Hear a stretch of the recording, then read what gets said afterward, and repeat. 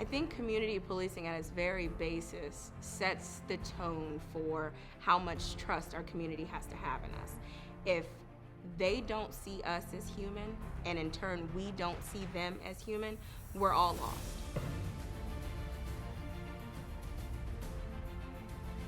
When you tap into some of these communities that the stories have been told for years down the line, that you don't talk to the police, that you stay away from the police, that the police are bad, that comes from somewhere. Where there's smoke, there's fire, right? So until we can address those things, we're gonna continue to be looked at in a bad light. There's some repair work that needs to be done in this country. Understanding that allows us to start to make that repair work, which is why community policing is so important. There's no community out there that we're going to be able to police without their permission. It's a male-dominated profession. So I think it is incumbent upon the police departments in the United States to ensure that women understand you will be supported when we come here. I'm here because I'm necessary. I think we have the ability to see things in a different perspective. When I first got here, never fired a weapon before, never had to fight before. All of those concepts and basically in the academy were very foreign to me.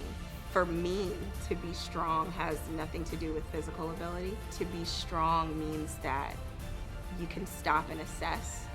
You can experience things and figure out ways over and around hurdles.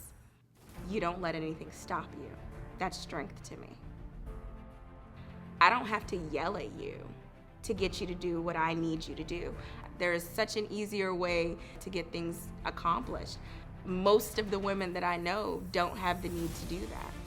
If we can be softer and kinder and gentler, I think for most of us, it just comes naturally. I really have taken this opportunity to be an officer to really grow myself, ensuring that people are safe. Listen, the times that we're in, this is not the time to not have police or minimize policing. We've got things going on in this country that a lot of people don't even realize is happening.